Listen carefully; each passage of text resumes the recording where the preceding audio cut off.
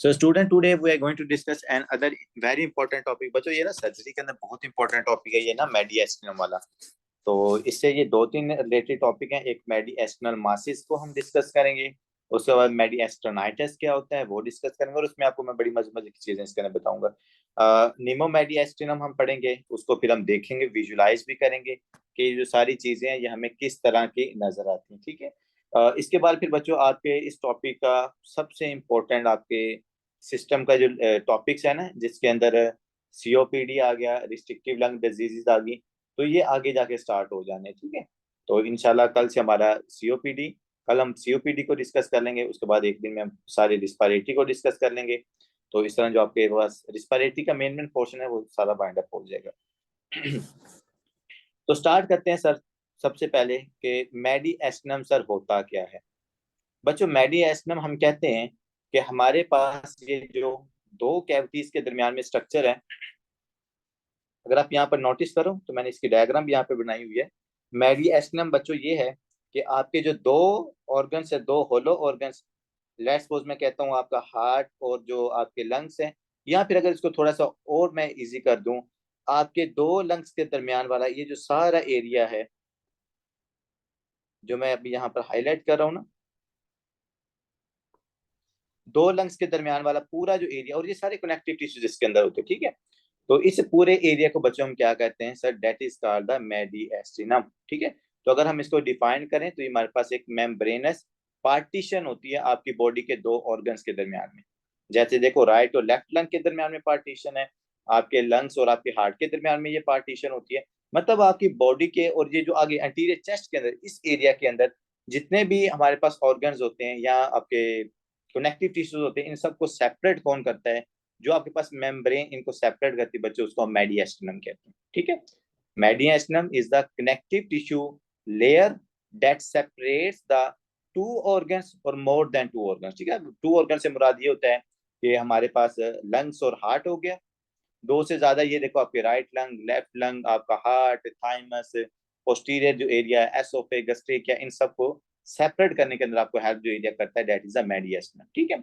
और जब भी हमारे पास मेडिएस्टिनम का वर्ड यूज किया जाता है, वो लेट्स सपोज मैं अभी आपको कहूँ हाँ भी मेडिएस्टिनम, तो हम कहेंगे हाँ भाई ये वाला जो हमारे दो लंग्स के दरमियान वाला जो एरिया, जो सारी चेस्ट कैविटी है, इसको हम क्या देंगे, मेडिएस्टिनम। फिर मैं आगे आपको कहूँगा हाँ भाई अंटीरियर मेडिएस्टिनम में क्या होता है, हमारे पास मिडल मेडिएस्टिनम में क्या होता है, पोस्टीरियर मेडिएस्टिनम में क्या होता है। तो बच्चों इसी से ना फिर हम बैक साइड की तरफ जाते जाएंगे। तो पीछे जितने भी ऑर्गन्स होंगे, आपका लंग्स होगा, आपके लंग्स हैं, हार्ट है, थाइमस है, एसोफेगस है, तो ये जो सारे स्ट्रक्चर्स है ना, ये आपकी मेडिएस्टिनम का पार्ट है। ठीक है। तो ये चीज आपने यहाँ पर याद रखनी है कि mediastinum sir is the anterior chest portion that divides the different organs और डिफरेंट टिश्यूज। ठीक हो गया। अब हमारे पास यहाँ पर आते हैं कि सर मेडिएस्टिनम को आपकी बुक ने किस तरह डिफाइन किया है। कि मेडिएस्टिनम की उन्होंने कहा कि भाई पहले पैथोलॉजी ही हमने सीधी डिस्कस करनी है। तो मेडिएस्टिनम को बच्चों हम कहते हैं कि नॉर्मल मेडिएस्टिनम कंटेन्स द हार्ट। देखा वही बात ना, कि जो आपके मेडिएस्टिनम या एंटीरियर चेस्ट वाला एरिया है, इसके अंदर कौन कौन से हमारे पास ऑर्गन्स प्रेजेंट, तो वो कह रहे हैं कि इसमें भाई आपका हार्ट आता है, thymus, lymph nodes, oesophagus and the iota.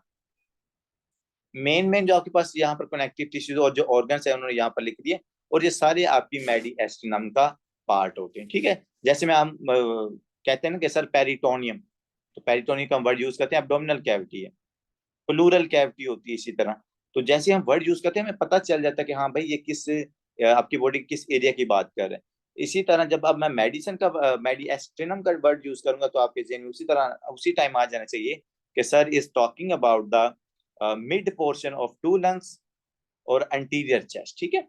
और उसमें फिर कौन कौन से ऑर्गन्स आते हैं सबको हम यहाँ पर डिस्कस करते हैं। बच्चों सबसे पहले ना आपकी मेडिएस्टिनम को हम डिवाइड करते हैं थ्री पार्ट्स के अंदर। मेडिएस्टिनम को सर कितने पार्ट्स के अंदर डिवाइड किया जाता है, काइंडली इधर नोटिस कीजिएगा, थ्री पार्ट्स के अंदर हम इसको डिवाइड करते हैं। सबसे जो आगे वाला पार्ट है इसको हम कहते हैं एंटीरियर मेडिएस्टिनम। क्या कहा जाता है बच्चों इसको, एंटीरियर मेडिएस्टिनम। नंबर टू पे आती है बच्चों आपकी मिडल मेडिएस्टिनम। ठीक है। सबसे पहले आगे वाला एरिया जो सारा ये एंटीरियर मेडिएस्टिनम है। फिर हमारे पास क्या आती है, मिडल मिडल मेडिएस्टिनम। और जो सबसे इंपॉर्टेंट है बच्चों, वो हमारे पास है मिडल मेडिएस्टिनम। मोस्ट इंपॉर्टेंट मेडिएस्टिनम का जो पार्ट है ना, वो आपका मिडल वाला इसका पार्ट, ठीक है। और फिर लास्ट पे कौन सी बचती है सर? लास्ट पे बचती है पोस्टीरियर मेडिएस्टिनम, जिसमें आपका ये वर्टिब्रा वाला एरिया आ जाता है, जिसमें आपकी एसोफेगस आ जाएगी, जिसमें हमारा ये वर्टिब्रा आ जाएगा, स्पाइनल कोड आ जाएगा। ये सारी हमारे पास होती है पोस्टीरियर मेडिएस्टिनम, ठीक है। और आगे हम एंटीरियर को भी डिस्कस करते हैं, इसमें थाइमस आएगा, और ये एंटीरियर वाले पोर्शन को, ये चीजें आपने यहाँ पर याद रखनी है। तीन पोर्शन, तीन पार्ट्स होते हैं आपकी मेडिएस्टिनम के, anterior, middle and the posterior. अब जो नेक्स्ट हमारा बच्चों मेन मकसद वो ये है कि सर हमें पता होना चाहिए कि जो एंटीरियर मेडिएस्टिनम है वहां पर क्या क्या चीजें पाई जाती हैं, और उनके एंटीरियर मेडिएस्टिनम के अंदर कौन कौन से ट्यूमर्स हो सकते हैं। फिर आपको पता होना चाहिए कि सर मिडल मेडिएस्टिनम में क्या है, और मिडल मेडिएस्टिनम के अंदर कौन से डिजीजेस हो सकती हैं, या जो कौन से ट्यूमर्स वहां पर बन सकते हैं, ठीक है। इसके अलावा फिर बच्चों आपको पता होना चाहिए कौन सा पोस्टीरियर मेडिएस्टिनम का, ठीक है, कि सबसे पहले सर उसके कंटेंट्स क्या हैं, और उसके बाद वहां पर हमें कौन कौन सी एबनॉर्मल या पैथोलॉजिकल फाइंडिंग्स नजर आ सकती हैं, ठीक है बच्चों। तो स्टार्ट करते हैं हम मिडल मेडिएस्टिनल मैसिस से। बच्चों मिडल मेडिएस्टिनल मैसिस के अंदर हम देखते हैं पैथोलॉजी।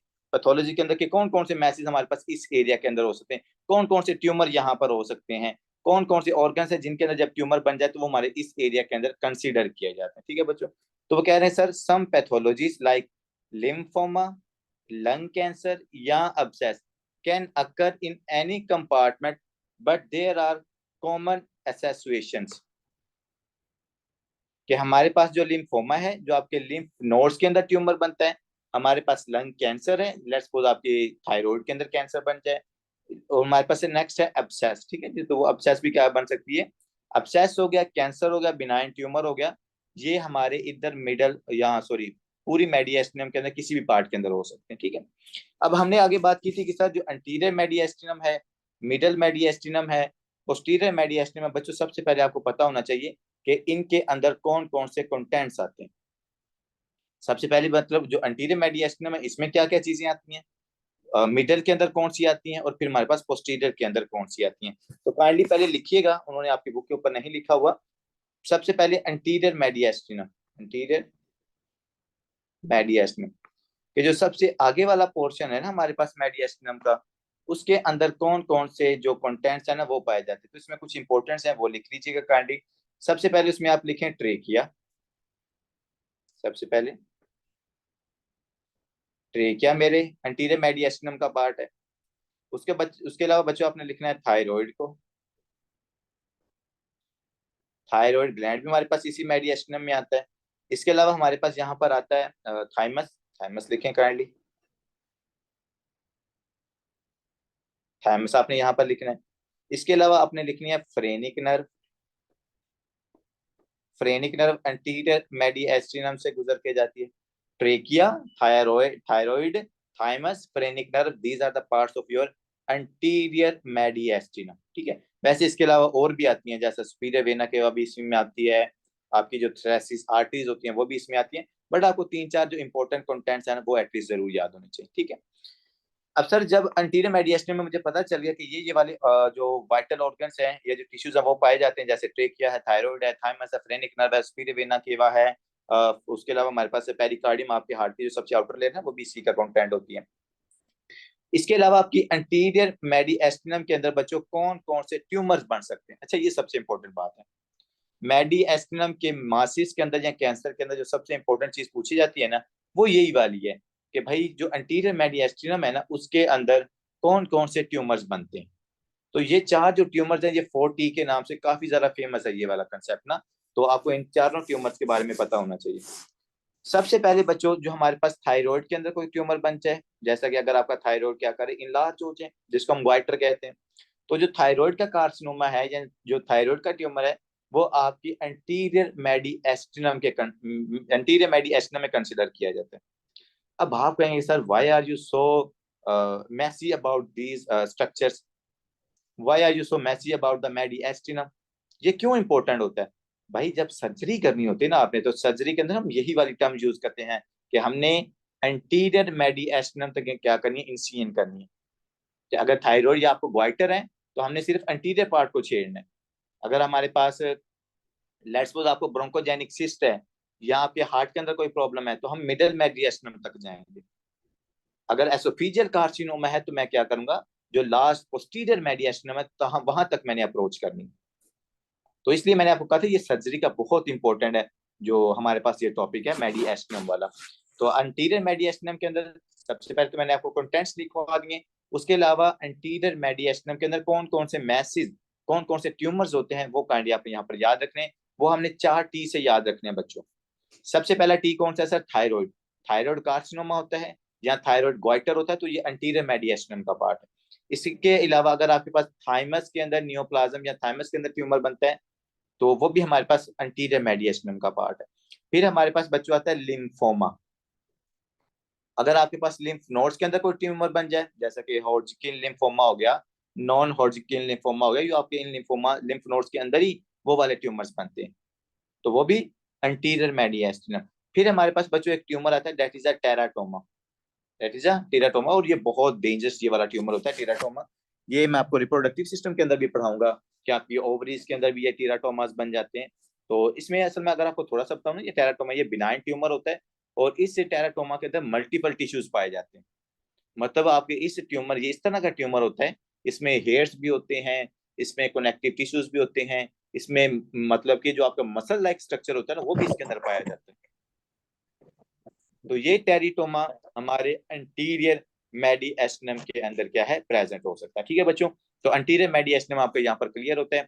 उसके हमें कंटेंट्स पता चल गए, और उसके अलावा हमें उसके जो ट्यूमर्स हैं, जैसा कि thyroid carcinoma, thyroid thymus neoplasm, उसके बाद lymphoma, and the last one is the teratoma. ये 4 T काइंडली ना भूलिएगा, काफी जगहों पर इनके बारे में पूछा जाता है। अब आते हैं जो सबसे इंपॉर्टेंट मेडिएस्टिनम का पार्ट है, that is the middle mediastinum. And why middle mediastinum is very important? क्योंकि बच्चों जो आपका हार्ट होता है ना, हार्ट जो हमारे पास है वो मिडल मेडिएस्टिनम का पार्ट है। कौन? आपका हार्ट। तो सबसे पहले तो भाईजान इसके कंटेंट्स लिख लीजिएगा काइंडली, कि मिडल मेडिएस्टिनम के क्या कंटेंट्स हैं, इसमें कौन कौन से स्ट्रक्चर्स पाए जाते हैं। मिडल मेडी, किसी का माइक होना, काइंडली माइक बंद कर लीजिए अगर माइंड ना करें तो। बच्चों मिडल मेडिएस्टिनम, ठीक है, मिडल मेडिएस्टिनम के कंटेंट्स लिखेंगे कि यहाँ पर कौन कौन से कंटेंट्स होते हैं। तो सबसे पहले आता है आपका हार्ट। हार्ट हमारे पास आता है मिडल मेडिएस्टिनम के अंदर, याद रखिएगा। उसके बाद सर इसके अंदर आता है हमारा जो मेन ब्रोंकस होते हैं। याद है ना जब हमने ब्रोंकियल ट्री पढ़ा था, तो जो आपके मेन ब्रोंकाई होते हैं बच्चों, वो भी पार्ट है मिडल मेडिएस्टिनम का। ठीक है, इसके अलावा सर कुछ और स्ट्रक्चर भी इसके अंदर पाए जाते हैं। So the answer is yes. ये जो हमारे पास अयोटा है, असेंडिंग अयोटा है, तो ये जो ग्रेट वेसल्स होती हैं बच्चों, ये भी इसी का पार्ट होती हैं। तो यहाँ पर आप लिख लो अयोटा, यहाँ अयोटिक आर्च ही लिखो यार, मेनली अयोटिक आर्च यहाँ से ड्राइव हो रही है, अयोटिक आर्च। तो ये बच्चों हमारे पास किसके कंटेंट्स हैं, आपके मिडल मेडिएस्टिनम के कंटेंट्स हैं। अब बातें, और मिडल मेडिएस्टिनम मैंने आपको दिखाया उन्हें, देखो ये सबसे आगे वाला एंटीरियर था, जिसके अंदर थाइमस था, जिसके अंदर थायराइड था। उसके बाद हमारे पास मिडल, मिडल के अंदर आपका सबसे इंपॉर्टेंट जो पोर्शन है बच्चों, वो आपका हार्ट है। काइंडली ना भूलिएगा, ये बहुत सिंपल सा एमसीक्यूज है, और बच्चे इसके अंदर ना कंफ्यूज हो जाते हैं कि सर जो मिडल मेडिएस्टिनम है शायद वो पता नहीं एंटीरियर का पार्ट है या पोस्टीरियर का पार्ट है या किस मेडिएस्टिनम का पार्ट है। तो काइंडली याद रखिएगा वो मिडल मेडिएस्टिनम का पार्ट है। ठीक है, अब सर मिडल मेडिएस्टिनम के अंदर कौन कौन से ट्यूमर्स पाए जा सकते हैं, काइंडली जरा इनके बारे में भी बता दीजिए। सबसे पहले देखो बच्चों, मेटास्टेसिस। अगर कहीं से मेटास्टेसिस होती है, लेट्स सपोज आपके पास रीनल सेल कार्सिनोमा है, और वो कार्सिनोमा हमारे पास मेटास्टाइज करके आता है, तो अगर मेटास्टाइज करके आएगा तो हमारे पास ज्यादातर, अगर मेडिएस्टिनम के अंदर वो मेटास्टाइज करता है ना बच्चों, तो वो आपकी मिडल मेडिएस्टिनम में मेटास्टाइज करता है। क्योंकि मिडल मेडिएस्टिनम के अंदर आपके बड़े ऑर्गन्स पाए जा रहे हैं, जैसे आपका हार्ट हो गया, जैसे आयोटिक आर्च होगी, जैसे आपके पास मेन ब्रोंकस हो गए। तो अगर कहीं से मेटास्टाइज हो रही है, तो मेटास्टेटिक साइट आपकी मिडल मेडिएस्टिनम। ठीक है, इसके अलावा बच्चों हाइएटल हर्निया। हाइएटल हर्निया भी किसका पार्ट है, आपके मिडल मेडिएस्टिनम का। हाइएटल हर्निया आपको पता है ना, जिसके अंदर हमारे पास एसोफेजियल गैस्ट्रिक जंक्शन जो होती है, वो ऊपर की तरफ क्या हो जाती है, एलिवेट, उसको हम हाइएटल हर्निया कहते हैं। लेट्स को देखिएगा, अगर ये आपकी एसोफेगस है ना, और ये आपके पास स्टमिक है, तो अगर यहाँ से ये जो एसोफिजियो गैस्ट्रिक एसोफिजियो एसोफेजियल गैस्ट्रिक जंक्शन है, ठीक है। ये इसको लोअर एसोफेजियल स्फिंक्टर भी कहा जाता है। ये स्फिंक्टर होता है यहाँ पर, लेकिन हाइएटल हर्निया में क्या होता है, ये स्फिंक्टर चला जाता है ऊपर इस तरह, तो इसको मतलब हाइएटल हर्निया कहेंगे। जीआईटी के अंदर पढ़ेंगे, बड़ा इंपॉर्टेंट कंसेप्ट है ये वाला। तो हाइएटल हर्निया भी हमारे पास कहाँ, किस मेडिएस्टम में बच्चों सर प्रेजेंट है, सर ये एक क्वेश्चन है हाइएटल। मेरा। जी जी सर, क्वेश्चन सॉरी करें। सर, आपको इंटरप्ट करने के लिए। नहीं नहीं सर सर, आपने मिडिल के कंटेंट्स बताए हैं हार्ट के बारे में, ब्रोंकस के बारे में और एओर्टा के बारे में, लेकिन हम्म। जबकि हमने इसकी पैथोलॉजी हमने जो देखी है उसमें सर इसोफेगस भी आ रहा है। तो सर क्या इसोफेगस नहीं आएगा हम्म। मिडिल में भी? सर एसोफेगस, मेरी बात सुने ना, इधर देखिए, यहाँ पर जी। हमारे पास एसोफेगस आ रही है इस तरह। अगर आप नोटिस करेंगे ना, आपकी ट्रेकिया होती है बिल्कुल अंटीरियर पार्ट के अंदर, आपका जो हार्ट होता है वो इस तरह होता है। तो अगर हम इसके थोड़ा सा नीचे देखो ना डॉक्टर साहब, यहाँ पर नोटिस कीजिएगा, तो ये हमारे पास इस तरह हर्निएशन होती है ऊपर की तरफ, समझ रहे हैं। तो ये पार्ट आपके पास इंक्लूड होता है इसके मिडल के अंदर, ये हाइएटल हर्निया वाला।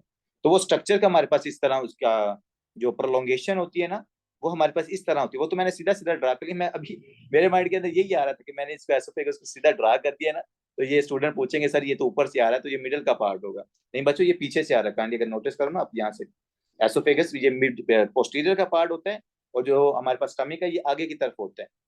तो जो इससे जी सर, हर्निएशन ठीक हो होती है गया। ना, फिर वो मिडल का पार्ट बन जाती है। तो ये इसके पीछे होता ओके है sir, structure, thank you sir. क्योंकि जी जी वो इतने स्ट्रेट नहीं होते हमारे स्ट्रक्चर। आगे आते हैं डॉक्टर साहब, हाइएटल हर्निया हो गया, मिडल मेडिएस्टम का पार्ट है। ब्रोंकोजेनिक सिस्ट, मैंने आपको बताया था आपके पास जो ब्रोंक्यूल्स हैं वो किसका पार्ट है, वो मिडल मेडिएस्टम का। तो अगर उनके अंदर सिस्ट बनेगी तो वो भी मिडल मेडिएस्टम के अंदर कंसीडर की जाएगी। तो अगर मैंने लेट्स सपोज अगर हमने ब्रोंकोजेनिक सिस्ट ड्रेनेज करना होगा, तो हमने कहाँ तक अप्रोच लेके जानी है, मिडल मेडिएस्टिनम तक, ठीक है। तो काइंडली काइंडली ये तीन जो पैथोलॉजीज है ये ना भूलिएगा। देखो पहला तो आसान हो गया, 4 T याद रखने, थायराइड, थाइमस, टेराटोमा। मिडल में मेनली आपके पास हार्ट है, हाइएटल हर्निया है, ब्रोंकोजेनिक सिस्ट है।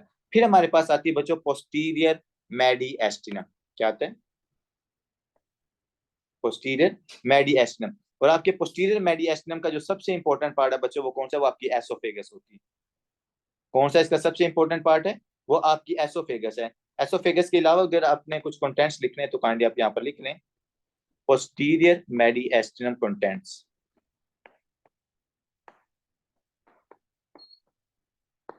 मैं आपको इसलिए तो कहता हूँ, जब आप फर्स्ट एड पढ़ लोगे ना, आपकी 70-80% तो मेडिसिन साथ हो जाती है, और काफी हद तक आपकी यहाँ पर सर्जरी भी हो जाती है, क्योंकि इन्होंने ना टॉपिक मतलब डाले हुए हैं। अब ये मेडिएस्टिन वाला टोटली सर्जरी का टॉपिक है, लेकिन इन्होंने यहाँ पर डाला हुआ ताकि हमें कुछ जो बेसिक चीजों का यहाँ पर ही आइडिया हो जाए। तो बच्चों पोस्टीरियर मेडिएस्टिनम के अंदर सबसे इंपॉर्टेंट पोर्शन कौन सा, एसोफेगस। उसके अलावा यहाँ पर इंक्लूड होती है आपकी वेगस नर्व, वेगस नर्व को लिख लें। अब देखो यही कंटेंट्स नहीं होते, लेकिन मैं आपको ना मेन मेन कंटेंट्स इनके लिखवा देता होता हूँ। उसके बाद अब बच्चों आपने याद रखनी है, असेंडिंग अयोटा उसमें आ जाता है, और जो डिसेंडिंग अयोटा वो बैक साइड की तरफ ना आपकी ये पोस्टीरियर मेडिएस्टिनम में चला जाता है। तो डिसेंडिंग अयोटा भी आपने इसी के अंदर लिखना है, ठीक है। इसके अलावा अगर आपने लिखना है तो डायाफ्राम आप लिख सकते हैं इसके अंदर। डायाफ्राम भी पोस्टीरियर मेडिएस्टिनम का पार्ट है, ठीक है। तो मेनली जो इसमें याद रखना वो वेगस नर्व और एसोफेगस को काइंडली ना भूलिएगा, ठीक है। अब आगे आते हैं कि सर कौन कौन से ट्यूमर्स हैं, कौन कौन सी पैथोलॉजीज हैं जो आपके मतलब पोस्टीरियर मेडिएस्टिनम के अंदर पाई जाती हैं। तो सबसे पहले तो हो गया यहाँ पर पोस्टीरियर। पोस्टीरियर के अंदर सबसे इंपॉर्टेंट है एसोफेजियल कैंसर कार्सिनोमा। देखो बच्चों जैसे हमारे पास अंटीरियर में सबसे इंपॉर्टेंट है हमारा थाइमस, 2-3 एमसीक्यू जी वर्ल्ड के अंदर इसी से रिलेटेड है। आपके मिडल के अंदर सबसे इंपॉर्टेंट हार्ट का पूछा जाता है, और उसके बाद पूछा जाता है ब्रोंकोजेनिक सिस्ट का। जो पोस्टीरियर मेडिएस्टिनम मैंने इसमें पूछा जाता है एसोफेजियल कार्सिनोमा का, कि पेशेंट के अंदर इस तरह एसोफेजियल कार्सिनोमा है, तो अगर हमने उसके अप्रोच करनी है सर्जिकल अप्रोच, तो वो किस मेडिएस्टिनम तक हम जाएंगे, वो हम पोस्टीरियर मेडिएस्टिनम तक अप्रोच करेंगे उसकी, ठीक है। तो एसोफेजियल कैंसर जैसे यहाँ पर उन्होंने लिखा हुआ है, may present as match separate to mediastinum. ये देखें करंटली डॉक्टर साहब, वो कह रहा है कि हमारे पास अगर पोस्टीरियर मेडिएस्टिनम के अंदर एसोफेजियल कार्सिनोमा होता है, तो वो कहां तक स्प्रेड हो सकता है, मिडल मेडिएस्टिनम के अंदर। और ये ऐसे जैसे आपने थोड़ी देर पहले इस क्वेश्चन भी इससे मिलता जुलता किया है कि सर मिडल जो मेडिएस्टिनम उसके अंदर हमारी एसोफेगस भी आ रही है, स्टमक भी आ रहा है। तो ये कह रहे हैं कि चूंकि आपकी जो पोस्टीरियर मेडिएस्टिनम है वो मिडल के बिल्कुल करीब है, तो अगर आपके पोस्टीरियर मेडिएस्टिनम के अंदर या एसोफेगस के अंदर कैंसर बनता है, तो वो मेटास्टाइज करके या स्प्रेड करके कहाँ पर जा सकते हैं, वो मिडल मेडिएस्टिनम के स्ट्रक्चर की तरफ मेटास्टाइज कर सकते हैं। मैंने इसलिए आपको कहा था ये ना इनडायरेक्टली ये टर्म यूज की गई है, आपकी जो मेटास्टैटिक मेडिएस्टिनम वो कौन सी है, वो मिडल ही है। अब देखो पोस्टीरियर से भी मेटास्टाइज करके उधर ही आ रहे हैं आपके ट्यूमर्स। अगर मेरे रीनल सेल कार्सिनोमा है या बोन का ट्यूमर है, वो भी मेटास्टाइज करके आपकी ये मिडल पोर्शन की तरफ जाएंगे, ठीक है। तो इसलिए अगर आपने लिखना तो यहाँ पर लिख सकते हो मेटास्टाइज मेडिएस्टिनम कौन सी है, वो आपकी मिडल है, ठीक है। अब एसोफेजियल कार्सिनोमा, इसके अलावा न्यूरोजेनिक ट्यूमर, चूंकि अगर हमारे पास पोस्टीरियर की बात है तो आपका जो न्यूरोजेनिक ट्यूमर है आपकी न्यूरॉन्स के अंदर, यहाँ पे देखें काइंडली, यहाँ पर है मेरे पास स्पाइनल कोड है, ये सारी स्पाइनल कोड है। स्पाइनल कोड से क्या निकलते हैं सर, न्यूरॉन्स के प्लेक्सिस निकलते हैं। तो अगर इन न्यूरॉन्स के प्लेक्सिस के अंदर ट्यूमर बनता है, जिसको मैं न्यूरो फाइब्रोमा या न्यूरोमा कहता हूं, तो वो किसके अंदर आएंगे sir, these are also included in the posterior mediastinum, ठीक है। तो ये चीज यहाँ पे गाड़ी याद रखनी है आपने। तीनों के हमने कंटेंट्स देख लिए, तीनों के हमने ट्यूमर्स देख लिए, और ये को देख लिया मल्टीपल माइलोमा। मल्टीपल माइलोमा भी हमारे पास किसमें इंक्लूड है, वो पोस्टीरियर के अंदर इंक्लूड, हालांकि इनको यहाँ पर ऐड इसको नहीं करना चाहिए था, ये थोड़ा सा कंट्रोवर्शियल आता है मल्टीपल माइलोमा, क्योंकि इसके अंदर काफी सारे जो आपके ऑर्गन्स है ना, वो मल्टीपल माइलोमा में वो इन्वॉल्व होते हैं। और मल्टीपल माइलोमा जो आपका ट्यूमर है वो हमारी बोन मैरो का ट्यूमर, समझ रहे हैं। मल्टीपल माइलोमा के अंदर क्या होता है सर, मल्टीपल माइलोमा के अंदर हमारी बोन मैरो के अंदर जो बोन मैरो के बी सेल्स हैं या जो प्लाज्मा सेल्स हैं, उनकी प्रोडक्शन बहुत ज्यादा हो जाती है। तो जब प्रोडक्शन बहुत ज्यादा होती है तो उसकी वजह से वो लाइट चेन्स बनती हैं, फिर वो लाइट चेन अकेमुलेट होती हैं जगह जहां पर जाकर, उनके अकेमुलेशन की वजह से मल्टीपल सिम्टम्स आते हैं मल्टीपल माइलोमा वाले पेशेंट के अंदर, ठीक है। तो अगर उन्होंने यहाँ पर मतलब पूछा हुआ मल्टीपल माइलोमा किस मेडिएस्टिनम में हम कंसिडर करेंगे, तो वो आपने पोस्टीरियर कंसिडर करना है। ऐसे जहां पर उन्होंने वैसे लिखने का रीजन पता क्या है, हमारी जो पीछे स्पाइनल कोड और जो वर्टिब्रा है ना, वो वर्टिब्रा हमारे पास आपको पता है, क्योंकि वर्टिब्रा के अंदर भी बोन मैरो प्रेजेंट होती है। तो अगर वर्टिब्रा के अंदर बोन मैरो के अंदर ट्यूमर बन रहा है ना, तो फिर वो हमारे पोस्टीरियर मेडिएस्टिनम के अंदर ही आता है, ठीक है। तो एसोफेगस को मेनली याद रखना है, न्यूरोजेनिक को याद रखना है, क्योंकि न्यूरोजेनिक तो आपको पता है न्यूरॉन सबसे पीछे है जो स्पाइनल कोड से निकल रही है, तो अगर उनके अंदर कोई ट्यूमर बनता है तो वो पोस्टीरियर मेडिएस्टिनम का पार्ट है। इसी तरह मल्टीपल माइलोमा, वर्टिब्रा के अंदर जो बोन मैरो अगर उसके अंदर ट्यूमर बनेगा, that is also included in the posterior mediastinum, ठीक है बच्चों। तो तीन पार्ट्स होंगे आपके मेडिएस्टिनम के sir, anterior, middle and the posterior. Anterior के अंदर बच्चों आपने याद रखना है क्या, टेराटोमा याद रखना है, थायराइड वाला ट्यूमर याद रखना है, और हमने याद रखना है थाइमस, सबसे इंपॉर्टेंट थाइमस।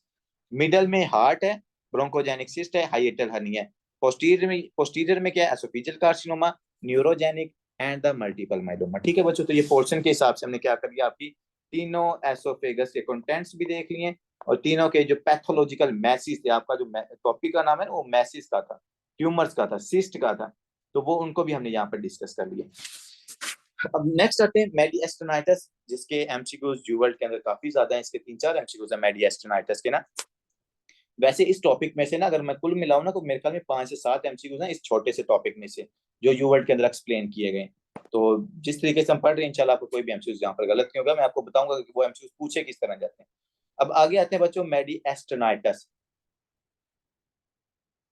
अब मेडिएस्टिनाइटिस का क्या मतलब है सर, अगर मेरे पास मेडिएस्टिनल जो टिश्यू है, या लेट्स सपोज जो मेरे पास ये कैविटी है, जो मैंने आपको बताया था कनेक्टिव टिश्यू है जो सबको सेपरेट करिए यहाँ पर, अगर इसके अंदर क्या हो जाए, इन्फ्लामेशन हो जाए, क्या sir, inflammation of the mediastinal tissues, तो उसको हम क्या कहेंगे sir, that is called the mediastinitis. और ये बड़ी मतलब खतरनाक कंडीशन है, पेशेंट को बड़ी सीवियर चेस्ट पेन होती है इस पेशेंट को, जो हमारे मेडिएस्टिनाइटिस वाला होता है।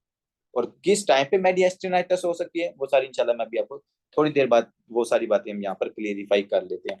तो मेडिएस्टिनाइटिस सबसे पहले तो हो गया सर, अगर मेरी मेडिएस्टिनम के अंदर, अगर यहाँ पर नोटिस करो ना, तो ये अगर आपकी मेडिएस्टिनम है ना, तो इसके अंदर क्या होगी, इन्फ्लामेशन हो जाएगी, डेट इज कॉल्ड मेडिएस्टिनाइटिस।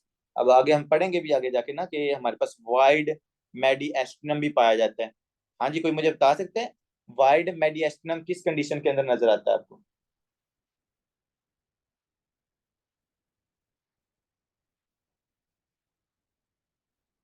हाँ जी, any student? Cardiac tamponade. Cardiac tamponade के अंदर? सर ठीक वो है। जिसमें हार्ट बूट शेप हो जाती है। अयोटिक डाइसेक्शन, याद है? वो कार्डिक टेम्पोनेट की, तो उसकी वजह से कार्डिक टेम्पोनेट होगा ना। जी जी, वही आपको कह रहा हूँ कि सही कह रहे हैं आप, आयोटिक डायसेक्शन है, उसकी वजह से कार्डियक मेनली आयोटिक डायसेक्शन, क्योंकि ऊपर से आयोटा भी फट रहा है और वहां से जो ओके ब्लड निकल रहा है एक तो वो उस एरिया के अंदर एक्यूमुलेट हो रहा है, फिर हमारे पास जाके जो आप हार्ट की पेरिकार्डियम वहां पर भी डिपॉजिट हो रहा है। तो आप सही कह रहे हो, मैंने आपको गलत नहीं कहा, ओके बट मैं ये कह रहा हूँ आयोटिक डायसेक्शन की वजह से जब कार्डियक टेम्पोनेट होगा ना, तो तब हमारे पास वाइड मेडिएस्टिनम नजर आता है। ठीक है बच्चों, तो यहाँ पर जब इन्फ्लामेशन हो जाएगी तो उसको हम क्या करेंगे, मेडिएस्टिनाइटिस। और आपको पता है ज्यादातर इन्फ्लामेशन किसकी वजह से होती है, सर इन्फेक्शन की वजह से। तो हमने यहाँ पर जो रूट्स ऑफ इन्फेक्शन है ना, मेनली उनको देखना है कि हाँ भाई इन्फेक्शन है, कैसे कैसे इन्फेक्शन वहां तक या बैक्टीरिया मेडिएस्टिनम तक अप्रोच कर सकता है, वो चीज हमने यहाँ पर देखनी है। तो बच्चों सर अगर इन्फ्लामेशन या इन्फेक्शन मेडिएस्टिनम के अंदर हो रहा है तो इसके क्या क्या कॉजेज हैं। सबसे पहले तो है भाई post operative complication of the cardiothoracic procedure less than 14 days. Patient है एक, ठीक है जी, उसका हमने कैबेज किया है या उसकी हमने ओपन हार्ट सर्जरी की है। अब वो किसी भी रीजन की वजह से हो सकती थी, लेट्स सपोज है मैंने उसके जो लंग्स में कैंसर था या ट्यूमर था उसको रिमूव करना था, या मैंने पेशेंट के अंदर वो कैबिज करना था। कैबिज का आपको सारा प्रोसीजर पता है, उसके अंदर भी हम स्टर्नम को मतलब के काटते हैं और फिर उसके अंदर तक जाते हैं इंसिजन करके, वो हमारे पास रीजन हो सकता है। या इसके अलावा आपके यहाँ पे थाइमोमा बना हुआ है या थायराइड कैंसर बना हुआ है। तो इन तमाम कंडीशंस के अंदर बच्चों जब आप क्या करोगे, इंसिजन लगाओगे, ऑपरेट करोगे, तो ऑपरेशन के वो बाद वो कह रहा है 14 डेज से less than, let's suppose operation के तीसरे दिन, चौथे दिन, पांचवें दिन, सातवें दिन, 10वें दिन पेशेंट के अंदर क्या हो सकता है, मेडिएस्टेनाइटिस का चांस बहुत ज्यादा होता है। अब उसका रीजन क्या है सर, सिंपल सा रीजन है, आप क्या कर रहे हो, आप उसके मेडिएस्टेनम को ओपन कर रहे हो। ओपन करोगे तो उसका एक्सपोजर होगा किसके साथ सर, इन्फेक्शन के साथ, बैक्टीरियल इन्फेक्शन के साथ, वायरसेस के साथ। और सोने पे सुहागा तब हो जाएगा जब आप क्या करोगे, अनस्टेरिलाइज इंस्ट्रूमेंट्स इस्तेमाल करोगे। कि जो आप इंस्ट्रूमेंट्स इस्तेमाल कर रहे हो वो क्या है, वो स्टेरिलाइज अगर प्रॉपर तरीके से ना हो तो उसकी वजह से भी इन्फेक्शन हो सकता है। या आपने पेशेंट को प्रोफिलैक्टिक एंटीबायोटिक्स नहीं दी, या हमारे पास इन्फेक्शन के बाद क्या किया आपने, उस पेशेंट की जो इंसिजन है उसको प्रॉपरली ड्रेन नहीं किया, उसको प्रॉपरली आपने क्लीन नहीं किया, उसकी वजह से हमारे पास पेशेंट के अंदर इन्फेक्शन हो सकता है।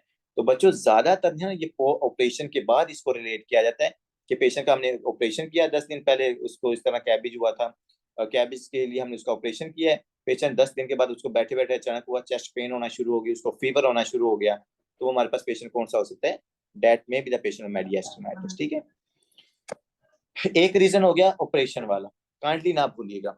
दूसरा हमारे पास रीजन है oesophageal perforation. Oh my God, that is very important, ये मैं आज ही पढ़ रहा था ये वाला, एसोफेजियल परफोरेशन वाला। अगर आपकी एसोफेगस के अंदर क्या हो जाती है बच्चों, परफोरेशन हो जाती है। अब वो परफोरेशन बच्चों कैसे हो सकती है सर, वो परफोरेशन के बहुत सारे रीजन हो सकते हैं। उसमें आपके पास सीवियर वॉमिटिंग, या जिसको हम रीचिंग का वर्ड यूज करते हैं। एक पेशेंट है जब वो बहुत ज्यादा क्या करता है, वॉमिटिंग करता है, तो वॉमिटिंग की वजह से बच्चों आपके पास प्रेशर आ रहा होता है किसके अंदर, आपकी एसोफेगस की म्यूकस के ऊपर, म्यूकोजल लाइनिंग के ऊपर। तो जब कंटिन्यूसली आप बच्चों वॉमिटिंग करोगे, प्रेशर हमारे पास, यहाँ वो जो एसिडिक कंटेंट्स हैं जो आपके स्टमक से निकल रहे हैं वो एसोफेगस को डैमेज करते हैं। और जब एसोफेगस डैमेज होगी, उसकी वॉल्स वीक होंगी, तो वो हमारे पास क्या कर सकती है, एसोफेगस परफोरेट कर सकती है। तो उस परफोरेशन से फिर आपके जो गैस्ट्रिक कंटेंट्स हैं वो एसोफेगस से बाहर जाएंगे, जब वो एसोफेगस से बाहर जाएंगे तो क्या करेंगे, मेडिएस्टिनम के अंदर जाकर इन्फेक्शन काज कर सकते हैं, या उसके अंदर डायरेक्टली जाकर इन्फ्लामेशन काज कर सकते हैं। ठीक है, क्योंकि आपको पता है आपके जो गैस्ट्रिक कंटेंट्स हैं, भाई जो आपका स्टमक है इसके अंदर बैक्टीरिया प्रेजेंट है, इसके अंदर नॉर्मल फ्लोरा प्रेजेंट है। तो अगर उसमें से कुछ कंटेंट्स भी परफोरेट करके मेडिएस्टिनम में चले जाएंगे तो वहां पर जाकर वो इन्फेक्शन काज कर सकते हैं। जैसे हम कहते नहीं है कि सर अगर गैस्ट्रिक कंटेंट्स रिगरगिटेट करके पेशेंट के लंग्स में चले जाए तो एस्पिरेशन निमोनिया हो जाता है। इसी तरह बच्चों अगर पेशेंट बार बार रीचिंग कर रहा है, बार बार फोर्सफुल वॉमिटिंग उसके अंदर हो रही है, तो उसकी वजह से वही एसोफेगस वीक होगी, पेशेंट के अंदर मैलरी बैच सिंड्रोम भी हो सकता है, बो एयर हेव सिंड्रोम भी हो सकता है। और बो एयर हेव सिंड्रोम क्या होता है, वही जब आपकी एसोफेगस रप्चर हो जाती है या परफोरेट हो जाती है। तो जब वो परफोरेट होगी, गैस्ट्रिक कंटेंट्स कहाँ पर जाएंगे, मेडिएस्टिनम में, और मेडिएस्टिनम में जाके क्या कराएंगे बच्चों, इन्फ्लामेशन कराएंगे, और उस कंडीशन को हम क्या करेंगे, दैट इज द मेडिएस्टिनाइटिस। तो इसका पूरा जो सिनेरियो प्रेजेंट किया जाता है ना बच्चों, वो सिनेरियो इस तरह डायरेक्टली प्रेजेंट नहीं किया जाता, वो आपको हिस्ट्री देंगे जीआई की फाइंडिंग की, कि पेशेंट को बार बार वॉमिटिंग हो रही थी, और उस वॉमिटिंग के बाद अब पेशेंट को सडनली क्या हुआ कि उसमें चेस्ट पेन होना शुरू हो गया, उसको फीवर होना शुरू हो गया। तो हम इसको कैसे रिलेट करेंगे कि सर अगर वो बार बार वॉमिट कर रहा है और फोर्सफुल वोमिट कर रहा है, नॉन बिलियस वोमिटिंग कर रहा है वो पेशेंट, तो उसकी वजह से एसोफेगस रप्चर की होगी, उसकी रप्चरिंग की वजह से क्या हुआ होगा उस पेशेंट के अंदर, मेडिएस्टेनाइटिस हुआ होगा। और मेडिएस्टेनाइटिस की वजह से अभी इस पेशेंट के अंदर चेस्ट पेन, फीवर, वो सारी सिम्टम्स आ रही है। ठीक है, तो ये दूसरा इसका कॉज है मेडिएस्टेनाइटिस का। अब बच्चों तीसरा कॉज भी हमारे पास हो सकता है। तीसरा कॉज सर क्या हो सकता है, कंटीन्यूअस मतलब continuous spread of odontogenic and the retropharyngeal infection.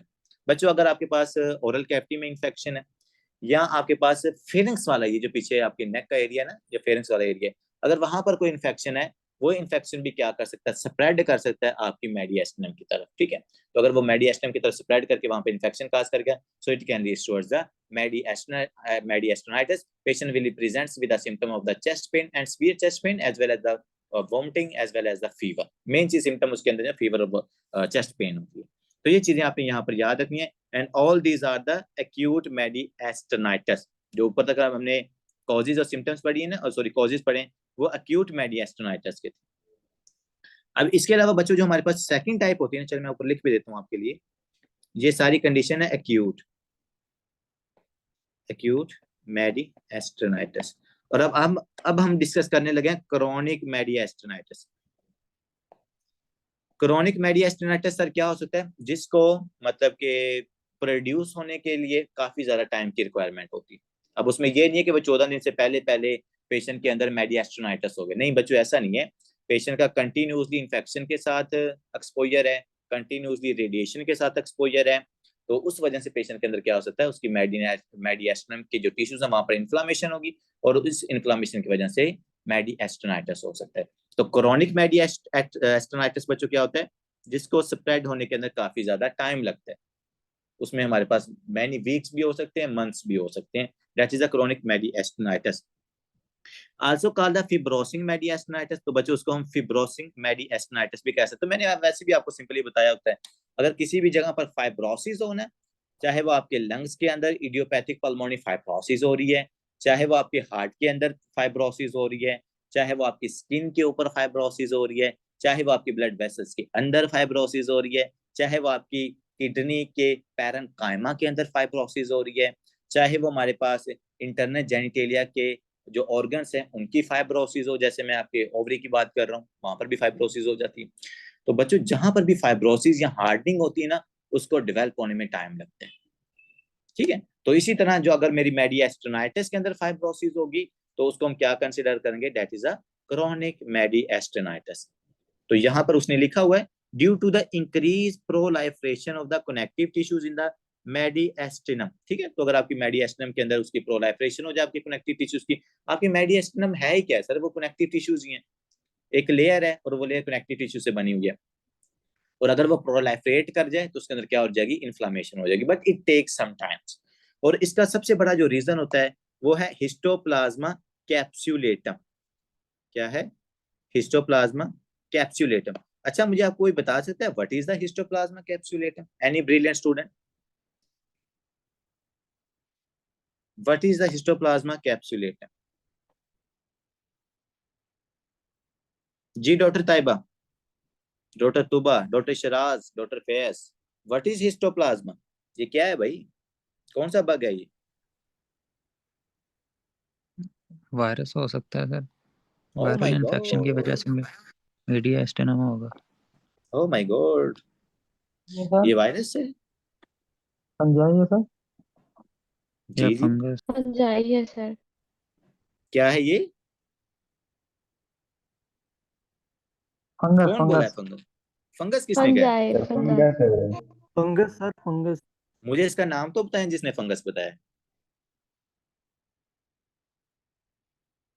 किसने बताया? मुझे डॉक्टर जरियाब की आवाज लग रही थी। ओ भाई नहीं सही सर, बता रहे हो, जरियाब नहीं है।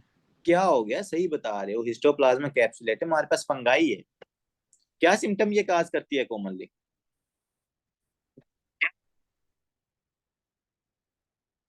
जी डॉक्टर साहब क्या सिम्टम काज करती है ये, किधर गए माइक्रो वाले? सीवियर निमोनिया, सीवियर निमोनिया, ठीक है, वेरी गुड। और फ्लू, नहीं नहीं यार, फ्लू नहीं, ये मैं हिस्टोप्लाज्मा कैप्सुलेटम है यार। फीवर भी आपके कर सामने तो सकता है। लिखा वो मेडिएस्टेनाइटिस तो काज कर रहा है। एक बार ये आपके पास नमूनिया काज करता है, और बड़ा ये खतरनाक नमूनिया हिस्टोप्लाज्मा कैप्सुलेटम की वजह से होता है। और दूसरे नंबर ये मेडिएस्टेनाइटिस भी काज कर रहा है, ठीक है। इसके अलावा और भी इसकी काफी सारी फाइंडिंग्स हैं, we will discuss in the microbiology portion. तो बच्चों ये याद रखना, अब इसके ऊपर टाइम लगाने का मकसद क्या था, तो एक ही हमने बग का नाम याद रखना, वो है हिस्टोप्लाज्मा कैप्सुलेटम, जो क्रॉनिक मेडिएस्टेनाइटिस काज करवा देता है, ठीक है। ये चीज अपने यहाँ पे याद रखनी। नेक्स्ट आते हैं कि सर, अगर किसी पेशेंट के मेडिएस्टनम में इन्फ्लामेशन हो जाए, मेडिएस्टेनाइटिस हो जाए, उसको सिम्टम्स क्या आएंगे, दैट इज इंपॉर्टेंट। तो सर काइंडली जरा सिम्टम बता दें। तो मैं आपको ऑलरेडी काफी दफा मैंने ऊपर रिपीट भी किया है बच्चों, ये पेशेंट आता है फीवर के साथ। जब फीवर होता है तो टैकीकार्डिया भी होता है, और जब इन्फेक्शन होता है तो ल्यूकोसाइटोसिस भी होती है, और चूंकि यहाँ पर मेडिएस्टिनम में इन्फ्लामेशन हो रही है तो चेस्ट पेन भी होगी, ठीक है। तो ये सबसे इंपॉर्टेंट सिम्टम है, चेस्ट पेन है। ल्यूकोसाइटोसिस क्यों हो रही है, ल्यूकोसाइट्स क्यों इंक्रीज हो रहे हैं, व्हाइट ब्लड सेल्स क्यों इंक्रीज हो रहे हैं, भाई इन्फेक्शन हो रहा है। And you know, when ever there is the infection is the cause, तो हमारे पास जो आपके आर्मी सेल्स हैं ल्यूकोसाइट्स वो इंक्रीज हो जाते हैं, ठीक है बच्चों। और फिर आता है एक्सटर्नल बाउंड ड्रेनेज, ठीक है जी। तो वही बात है, ओपन हार्ट सर्जरी हुई होती है, उसकी जो स्टर्नम है वहां पर जख्म बना होता है, उधर से ड्रेनेज हो रहा होता है, मतलब ठीक है, उधर मतलब के वही डेब्रस है जो पस सी है वो निकल रही होती है। तो इस तरह की सिम्टम के साथ पेशेंट आपका प्रेजेंट कर सकते हैं। मेन सिम्टम ये फीवर, टैकीकार्डिया और चेस्ट पेन है, ठीक है। और उसकी कोई ना कोई हिस्ट्री होनी चाहिए, या उसकी जीआई की सिम्टम हिस्ट्री होनी चाहिए, जैसे एसोफेजियल परफोरेशन वाली, या उसकी ओपन हार्ट सर्जरी की हिस्ट्री होनी चाहिए, या फिर उसको ये है कि भाई वो हिस्टोप्लाज्मा कैप्सुलेटम की वजह से ना उसको इन्फेक्शन होना चाहिए। अच्छा मुझे कोई बता सकता है हिस्टोप्लाज्मा कैप्सुलेटम की वजह से पाकिस्तान में लोगों को इन्फेक्शन होता है?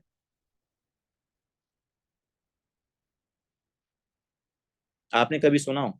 Any brilliant student, any brilliant student do yet want to tell us, histoplasma capsulatum की वजह से पाकिस्तान में लोगों को इन्फेक्शन होता है या नहीं होता? क्या ये जी पाकिस्तान में सर होता पाया? है। जी सर। आपको हुआ, आपको हुआ कभी? जी नहीं सर, सर। मुझे नहीं हुआ सर, लेकिन सर पाकिस्तान में पाया जाता है ये। ओके, किस एरिया में पाया जाता है? सर ज्यादातर सर ये जो गांव वगैरह के इंडेमिक इलाके हैं रीजन्स में। खासकर। ये मैडम कौन बोल रही है, डॉक्टर सबा बोल रही है?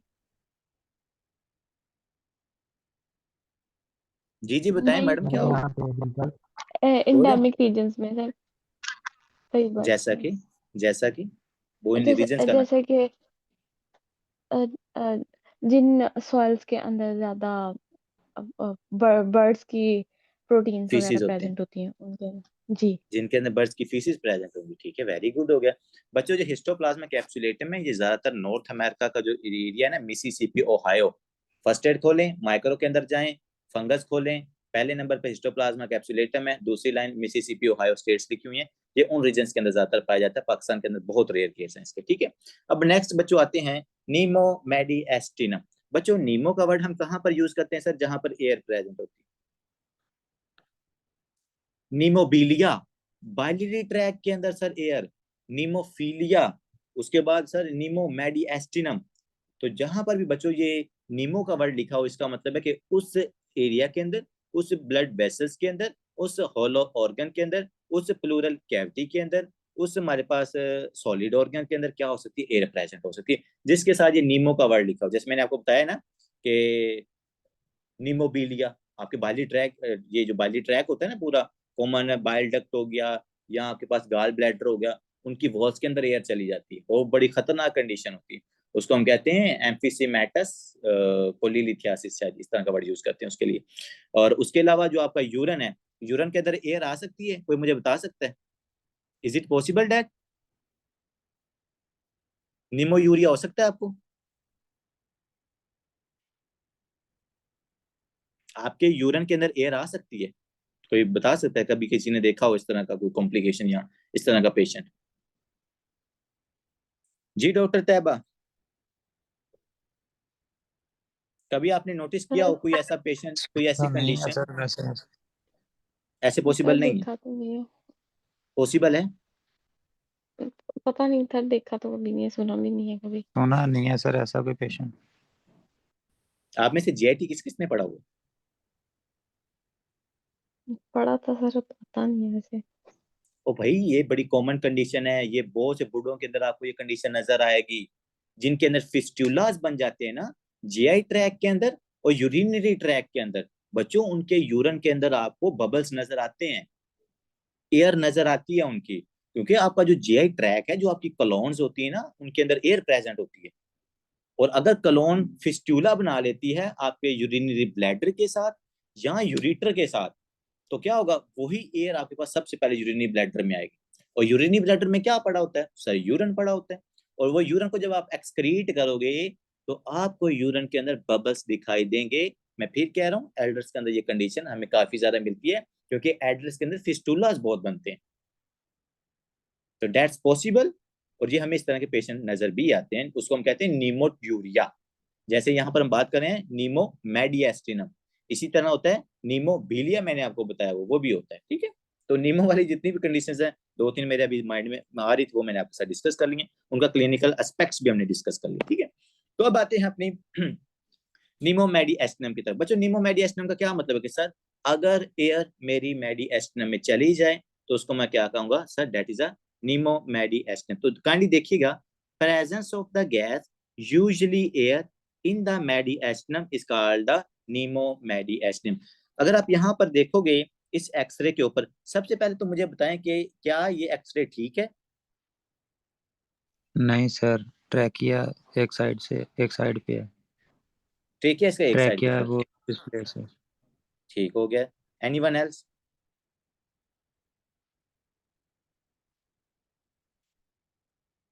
तो ट्रेकिया साइड की तरफ हमें कैसे पता चलता है? सर ये बाकी इसके लंग्स ठीक हैं आई थिंक। वो जो दरमियान वाला वो जो एरिया वो हार्ट है, और वो जो थोड़ी सी लाइंस वाइट नजर आ रही हैं वो वेसल्स हो सकती हैं। हाँ ये वैसल है, बिल्कुल ठीक है। ये देखे ना, और सारा सर ब्लड इसकी वेसल, ये एक्सरे इसके ठीक नहीं एंगल्स हुआ। भी ठीक है, कोस्टोफ्रेनिक बच्चा एंगल भी वो ठीक है, ये भी मूव एंगल हो इसका गया ठीक है। ड्यूरिंग एक्सरे ना। हम्म, अगर आप देखो ना तो ये देखो, इसका थोड़ा सा जो है ना वो यहाँ से मतलब ये राइट साइड की तरफ देख रहा है। और जी उसके अलावा सर। अगर आप यहाँ पर नोटिस करो ना, इट्स नॉट द के मतलब कि इसकी अगर असेसमेंट की जाए तो ये एक्सरे मतलब कि सही तरीके से लिया नहीं गया उसका। एक्सरे ठीक नहीं हुआ। हाँ, बाकी जो हमारी फाइंडिंग है वो स्टिल हमें यहाँ पर नजर आ जाएगी। फाइंडिंग्स ये है बच्चों, हमने इसकी देखनी है ये सारी मेडिएस्टिनम। ठीक है, और मेडिएस्टिनम के अंदर भी हमने क्या देखना है, नीमो मेडिएस्टिनम, कि क्या इसकी मेडिएस्टिनम के अंदर एयर प्रेजेंट है या नहीं है, हमने ये चीज देखनी है। तो बच्चों अगर आप नोटिस करो ना, डॉक्टर साहब ये देखें, कैन यू सी हेयर, आपको ज्यादा इंटेंसिटी नजर आ रही है ये, या आपको ज्यादा ब्लैकिश एरिया नजर आ रहा है as compare to other parts hyperlucency. Of your lungs? ठीक है, तो ये जो एयर आपको नजर आ रही है बच्चों, ये आपकी मेडिएस्टिनम के अंदर एयर है। अगर पूरे लंग्स की आप देखो ना तो सारी एयर की इंटेंसिटी ऑलमोस्ट सेम है, बट यहाँ पर जो इंटेंसिटी है वो ज्यादा इंटेंस है। तो अगर इस तरह की आपको चीज नजर आती है और ये मेडिएस्टिनम के अंदर ज्यादा इंटेंसिटी वाली नजर आ रही है, इसका मतलब मेडिएस्टिनम में एयर आ चुकी है। इसी तरह हम यहाँ पर देखेंगे आपके पास नहीं, इस तरह भी इधर भी एयर आ जाती है। वो जो हमने कहा था कि अगर इंटेस्टाइन के परफोरेशन हो जाए तो वो जो एयर आती है ना वो आपके इस डायफ्राम के नीचे आती है। सर जो तो ये ऊपर बच्चों, वाली है वो एंटीरियर मीडियस्टिनम में होगी। कौन सी? ये ये किसी जो पार्ट, जो सब किसी पार्ट के अंदर भी हो सकती है, क्योंकि हम तो पूरी मेडिएस्टिनम को हम आगे वाले पार्ट पोर्शन से देख रहे हैं। एयर है वो किसी, वो अंटीरियर में भी जा सकती है, वो पोस्टीरियर में भी जा सकती है, वो मिडल के अंदर भी जा सकती है। ओके समझ सर। रहे जी?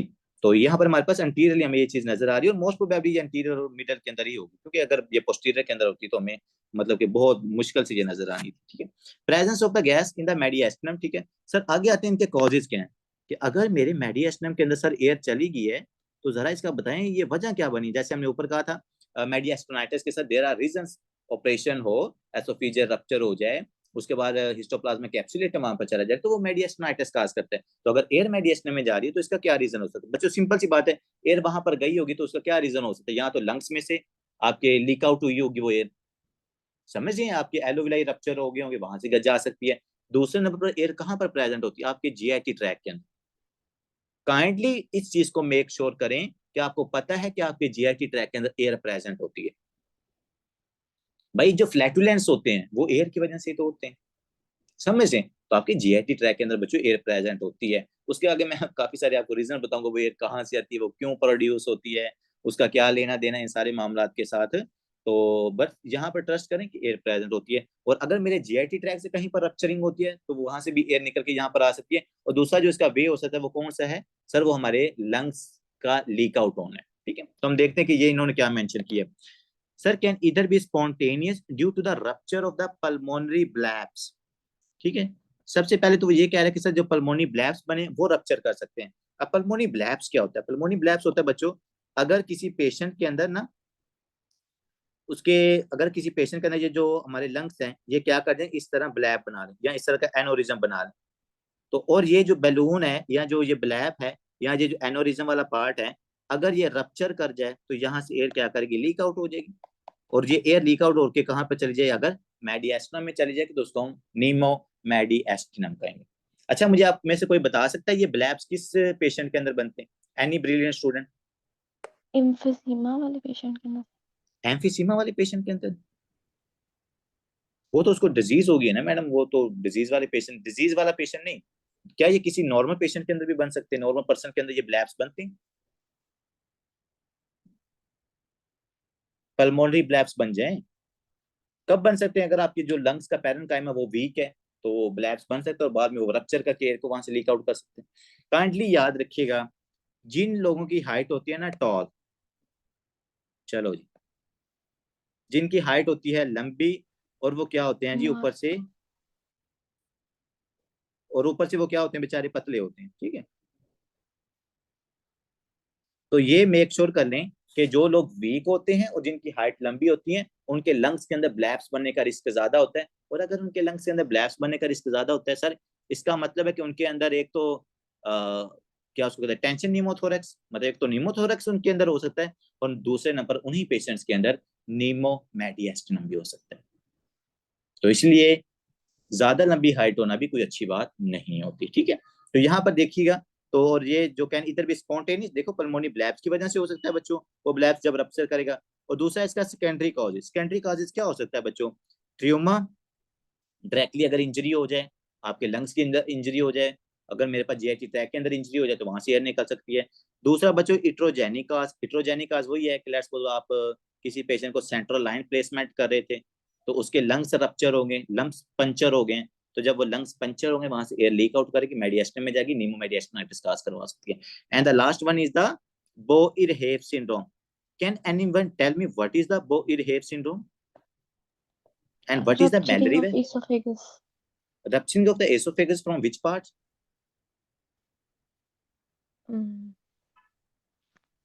ये नहीं पता। And why there is a rupturing of the esophagus? हाँ जी, sorry. Why there is a rupturing of esophagus? कोई इन्फेक्शन भी हो सकता है या फिर Infection of रिपीटेड वॉमिटिंग की वजह से भी रप्चर हो सकता है। the main reason is the vomiting, forceful vomiting. जी क्या कह रहे हैं डॉक्टर साहब? प्रेशर की वजह से इंट्राएसोफेजियल प्रेशर की वजह से भी हो सकता है ड्यूरिंग वॉमिटिंग।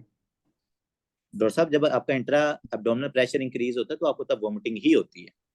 तो जब वॉमिटिंग होगी तो उसकी वजह से आप सही कह रहे हो कि फोर्सफुल वॉमिटिंग की वजह से जो आपकी एसोफेगस का ये वाला पार्ट है ना, काइंडली देखिएगा, distal part of your oesophagus that make junction with your stomach, it's more prone to have Boerhaave syndrome. Kindly थोड़ी सी अटेंशन इधर दीजिएगा। Let's suppose here is the oesophagus, that is the part of your posterior mediastinum. Okay हो गया sir, ये बात भी आज हमें पता चल गई है। ये है सर मेरे पास क्या, लंग्स, सॉरी लंग्स कह रहा हूँ, स्टमक है। अब देखो बच्चों होता क्या है, यहाँ पर ऊपर से प्रेशर क्रिएट हुआ, जैसे डॉक्टर ने बताया, डॉक्टर शिराज ने, कि इंट्रा एब्डोमिनल प्रेशर इंक्रीज होता है, आपके स्टमक को हम क्या करते हैं बच्चों, कंप्रेस, और जितना भी गैस्ट्रिक कंटेंट होता है वो क्या ऊपर की तरफ आता है। अब देखो बच्चों ये जो गैस्ट्रिक कंटेंट है, अब सबसे ज्यादा जो प्रेशर लगेगा वो किस एरिया में लगेगा, जो distal part of your oesophagus, distal oesophagus के ऊपर। और अगर आपके अंदर बार बार रीचिंग हो रही है, बार बार वॉमिटिंग हो रही है, तो क्या होगा सर, ये जो आपकी एसोफेगस का पार्ट है, मिकोजल लाइनिंग, सब मिकोजल लाइनिंग है, और जो लास्ट वाला कनेक्टिव टिश्यू वाला एरिया है ये वीक होगा, इसके अंदर अल्सरेशन होगी, और अल्सरेशन के बाद वीक होने के बाद ये क्या कर सकता है, परफोरेट करेगा, परफोरेशन के बाद जो एयर होगी वो यहाँ से लीक आउट, स्टमक वाली एयर होगी वो लीक आउट करके आपके मेडिएस्टिनम में चली जाएगी, and it can cause the pneumo mediastinum. तो बोइरहेव सिंड्रोम को याद रखिएगा, इसमें ट्रांसम्यूरल इंफाक्शन, ट्रांसम्यूरल रप्चरिंग होती है यहाँ पे। ठीक है, इसमें सिर्फ एक लेयर की रप्चरिंग नहीं होती। और फिर आगे बोहिरेम सिंड्रोम, फिर हमने कहा कि वॉमिटिंग ज्यादा क्यों होती है, उसके बहुत सारे रीजन जीआईटी ट्रैक करने पड़ेंगे, ठीक है। ये थोड़ा सा आउट ऑफ बॉक्स चली जाएगी चीजें, तो एटलीस्ट थोड़ा बहुत आपको ना चीजों के बारे में, मैं इसलिए आपको कहता हूँ थोड़ा बहुत आइडिया होना चाहिए। ये नहीं कि जैसे बोहिरेम सिंड्रोम है ना, हमने इसको 10 दफा पढ़ना है, तो अगर एक दफा आपको थोड़ा सा आइडिया हो गया, हाँ भाई रप्चरिंग ऑफ एसोफेगस है, क्यों है, फोर्सफुल वॉमिटिंग की वजह से। जब एसोफेगस रप्चर करेगी, गैस आपकी मेडिएस्टम में जाएगी, it can lead towards the pneumomediastinum, ठीक है बच्चों। अब आगे आते हैं सर, कुछ और फाइंडिंग्स भी यहाँ पर उन्होंने लिखी हुई है, हमें कॉजेज का पता चल गया। जे डॉक्टर इफ्रा, क्या क्या कॉजेज हो सकते हैं सर? यहाँ तो मेरे लंग्स फट जाएं, या एसोफेगस, यहाँ पे जीआईटी ट्रैक में कहीं पर परफोरेशन या रप्चरिंग हो। वो इट्रोजेनिक है, वो आप मतलब कि जब सेंट्रल लाइन प्लेस कर रहे हो उसकी वजह से हो सकता है, या वो हमारे पास फोर्सफुल वॉमिटिंग की वजह से है, या अगर एक टॉल बंदा है ऊपर से वो बेचारा पतला भी है, उसके जो लंग्स का पैरेन्काइमा जो ऊपर वाली लेयर है, जो उसका बॉर्डर ऑफ द लंग्स है, वो वीक होते हैं। जब वो वीक है तो वो ब्लैप्स बनाते हैं, ब्लैप रप्चर करते हैं, वहां से एयर मेडिएस्टम में जाती है, it can cause pneumomediastinum. Sir ये देखें, ruptured alveoli also tracking of air into the mediastinum, वही बातें जो सारी मैंने आपको बताई है, वही सारा कुछ लिखा हुआ है इन्होंने। अब आगे आते हैं बच्चों, ये पेशेंट प्रेजेंट कैसे करता है, clinical features of this patient. Clinical feature के अंदर सर सबसे पहले आता है चेस्ट पेन, फिर आता है डिस्निया, फिर आता है वॉइस चेंज, फिर आता है सबक्यूटेनियस एम्फीसीमा इस पेशेंट के अंदर हो सकता है, फिर हमारे पास लास्ट पे आता है पॉजिटिव हैमन साइन। अब देखो बच्चों, चेस्ट पेन की हो रही है, वही बात है सर, मेडिएस्टम के अंदर एयर जा रही है, और उसी मतलब के मेडिएस्टम के अंदर फ्रेनिक नर्व भी प्रेजेंट है, वहां पर और नर्व भी प्रेजेंट, उनके नोसिसेप्टर्स एक्टिवेट होंगे, पेशेंट को पेन होगी। डिस्निया क्यों हो रहा है? क्योंकि सर वहां पर एयर अगर प्रेजेंट है तो लंग्स ऊपर से कंप्रेस हो रहे हैं, जब वो कंप्रेस होंगी there is no proper gases exchange, and if there is no proper gases exchange, less oxygen in the blood, high carbon dioxide वही रिस्पिरेटरी सेंटर को एक्टिवेट कर डिस्निया होती है। वॉइस चेंज क्यों है? हाँ जी, why there is the voice change in this patient, can you tell me? Larynx भी उधर ही है ना सर, तो वो क्या डैमेज होगा। लेरिंग्स? लेरिंग्स भाई जान ऊपर नेक की थोड़ा सा जो ऊपर की तरफ। जो सर वोकल कॉर्ड्स का आई थिंक आपने कोई कंसेप्ट बताया था पिछले टॉपिक में, ये जो वॉइस जहाँ से प्रोड्यूस होती है। सर वेगस नर्व का जो लेफ्ट लेरेंजियल पार्ट नर्व होती है वो डैमेज हो सकती है। वेरी गुड भाईजान, इधर आपकी लेरेंजियल नर्व होती है, जो उसकी left recurrent laryngeal nerve, madam उसके लिए वर्ड यूज करते हैं रिकरेंट लेरेंजियल नर्व, तो वो नीचे से आके ना आपके जो आयोटिक आर्च होता है उसके पास तक वो नर्व आती है। तो जब हमारे पास नीमोमेडिएस्टम होगा, वो एयर की वजह से वो आपकी रिकरेंट लेरेंजियल नर्व कंप्रेस होगी, और वो लेरेंजियल नर्व जब रिकरेंट लेरेंजियल नर्व कंप्रेस होगी, पेशेंट को होर्सनेस ऑफ वॉइस होती है। हाँ जी, ओटनर सिंड्रोम में पढ़ा था कि नहीं पढ़ा था? मुझे बता दें, ओटनर सिंड्रोम में क्या पढ़ा था?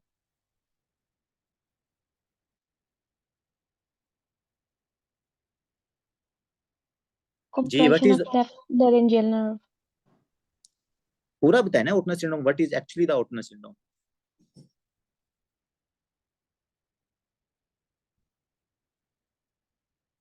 सर उसके अंदर लेफ्ट रिकरेंट लारेंजियल नर्व जो है वो कंप्रेस हो जाती है, जिसकी वजह से जो वॉइस होती है उसके अंदर हॉर्डनेस ऑफ वॉइस आती है। तो मैडम होती किस वजह से है? क्या वो एयर की वजह से होती है? नहीं सर, वो किसी भी चीज कंप्रेशन की वजह से हो सकती है, लाइक अगर अब जो है वो लेफ्ट एट्रिया की इनलार्जमेंट होती है तो उसकी वजह से भी हो सकती है। तो ऐसे बताया ना, किसी भी चीज की वजह से नहीं, जब लेफ्ट एट्रियल हाइपरट्रॉफी होगी ना, जब आपको मिट्रल स्टेनोसिस होगी या आयोटिक स्टेनोसिस होगी, स्पेसिफिकली मिट्रल स्टेनोसिस की वजह से ना, मिट्रल स्टेनोसिस की वजह से आपका लेफ्ट एट्रिया डायलेट कर जाता है। सारी बातें आपने पढ़ी हुई हैं, बाकी आप ना बताओ वो और बात है, मैंने सब कुछ बताया हुआ आप लोगों को। मिट्रल स्टेनोसिस, लेफ्ट एट्रिया क्या करेगा? डायलेट करेगा, डायलेट करके क्या करेगा? पीछे जाके आपकी एसोफेगस को कंप्रेस करेगा, और साथ ही कंप्रेस करेगा आपकी रिकरेंट लेरेंजियल नर्व को। एसोफेगस जो कि पोस्टीरियर मेडिएस्टम का पार्ट है, वो कंप्रेस होगी, पेशेंट डिस्फेजिया के साथ आएगा। रिकरेंट लेरेंजियल नर्व जो कि हमारे पास पार्ट है किसका? मिडल मेडिएस्टम का, आई गेस, तो वो जब कंप्रेस होगी, पेशेंट होर्सनेस ऑफ वॉइस के साथ आता है। आई थिंक आई यहाँ पर आपके पास क्लियर होगी चीजें। तो साथ साथ हमने जो पढ़ा है वो हमने भूलना भी नहीं है, उसको भी आपने यहाँ पर याद रखना है। बाकी बच्चों यहाँ पर उन्होंने लिखा पॉजिटिव हैमन साइन, ठीक है। पॉजिटिव हैमन साइन क्या होता है जी? क्रीपिटस ऑन द कार्डिक ऑस्कल्टेशन, ठीक है। देखिए यहाँ पर क्रीपिटस क्या कहते हैं, इसको देख लें इधर।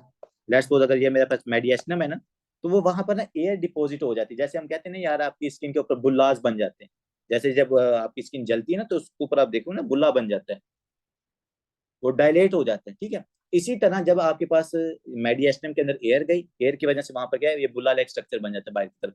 जब मैं उसको ऑस्कल्टेट करता हूँ तो क्या करता हूँ, वहां पर ये क्रीपिटस लाइक ना स्ट्रक्चर, मतलब एबनॉर्मल साउंड कह ले, वहां पर आपको सुनाई देती है। तो उसको हम कहते हैं that is a positive hammer sign. Positive hammer sign क्या है सर? एयर ने क्या किया, crepitus like structure, crepitus like sound produce किया। और ये हमारे पास काफी वजह से होता है। ब्लड स्पोर्ट जो वो बुला वाली मैंने आपको एक एग्जांपल दिया है। इसके अलावा क्रीपिटस ये निमोमेडिएस्टिनम के अंदर सुनाई देता है। इसके अलावा और भी काफी सारी कंडीशन है जहां पर एयर क्या करे, आपकी स्किन के अंदर या टिश्यू के अंदर डिपॉजिट हो जाए, और उससे जब आप साउंड सुने और जो भी आपको अबनॉर्मल सा साउंड सुनाई देना, उसको क्रीपिटस कहते हैं। ठीक है, तो ये बच्चों chest pain, dyspnoea, voice change, ये डिफरेंशिएट नहीं भूलना आपने। चेस्ट पेन के साथ अगर उसकी आवाज बदल रही है ना, तो नीमोमेडिएस्टिनम पेशेंट को हो सकता है, नीमोमेडिएस्टिनम हो सकता है। पीछे देखना है, पेशेंट वॉमिटिंग तो नहीं कर रहा, पेशेंट का हाइट तो लंबी नहीं है, पेशेंट एम्फीसीमा वाला तो नहीं है। ठीक है, तो अगर ये वाली 3 रिस्क फैक्टर्स हैं या प्री डिस्पोजिंग कंडीशन है, तो आपने ये निमोमेडिएस्टिनम के बारे में सोचना। उसका एक्सरे कराओ, उसके ऊपर आपको ये नजर आ जाएगी। ठीक है बच्चों, ये सारी बातें आपने निमोमेडिएस्टिनम के बारे में क्या रखनी है, याद रखनी है। अब आते हैं सर, ये छोटा सा फ्लो है, इसको हम डिस्कस कर लेते हैं, क्योंकि कल हमने चूंकि सीओपीडी स्टार्ट करना है ना, तो ये उससे थोड़ा सा रिलेटेड है। इसको हम कहते हैं फ्लो वॉल्यूम लूप्स। ठीक है, फ्लो वॉल्यूम लूप्स का बच्चों क्या मतलब है? वही कि जो हमारे पास residual volume, functional residual capacity, total lung capacity, forced expiratory volume, उसके बाद forced vital capacity, FeV1, FVC, जो हम ऑलरेडी सारे वॉल्यूम्स को डिस्कस कर चुके हैं। अब ये वाले जो वॉल्यूम्स है ना सीओपीडी वाले पेशेंट के अंदर, और जो रिस्ट्रिक्टिव लंग डिजीज वाला पेशेंट है ना, इनके अंदर मतलब कैसे वेरी करते हैं। मैंने आपको इसके अंदर एक सिंपल बात बतानी है, आपको सारा ये खुद ही समझ आ जाएगा। सबसे पहले आप जो फ्लो वॉल्यूम नॉर्मल है ना, इसको डिस्कस करें। नॉर्मल के अंदर ना ऊपर लिखी हुई है एक्सपायरेशन, ये ऊपर वाला जो है ना, ये है एक्सपायरेशन, और नीचे हमारे पास है इंस्पायरेशन।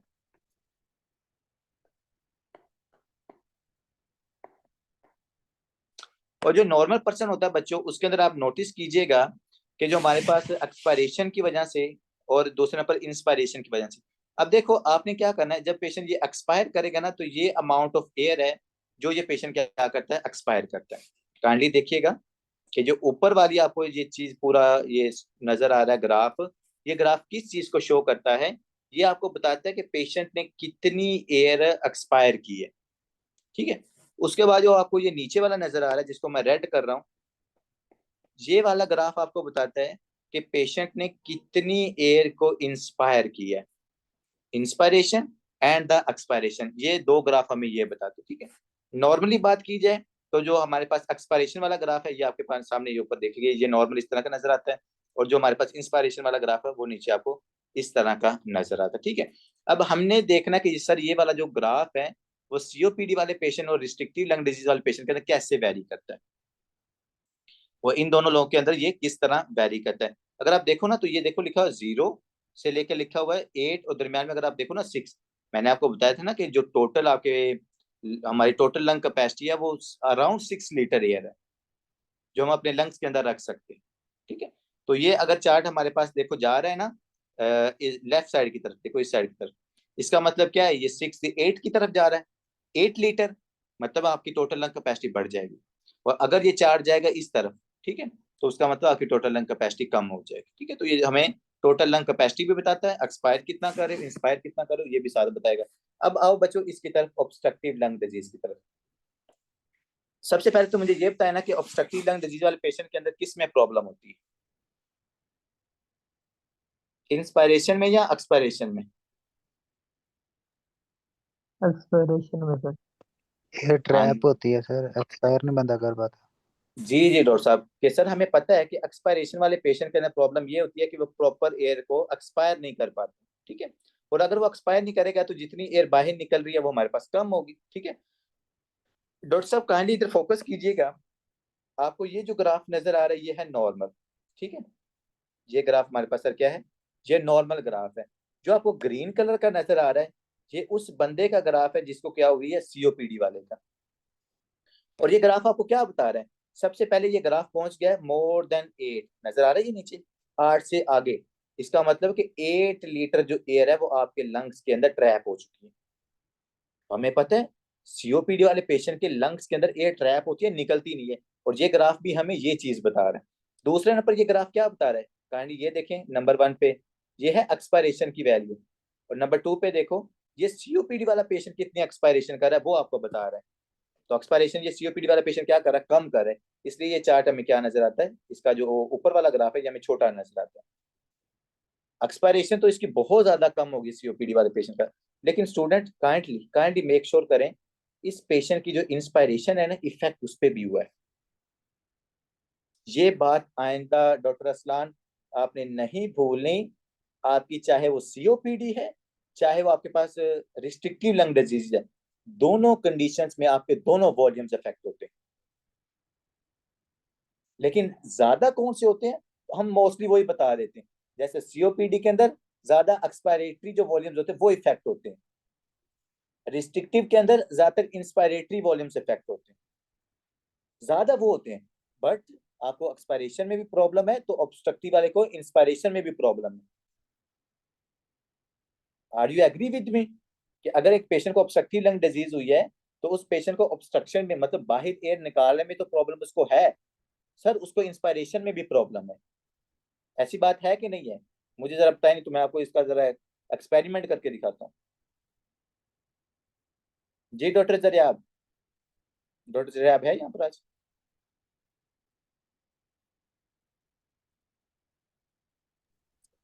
मैं आपको नहीं ये है।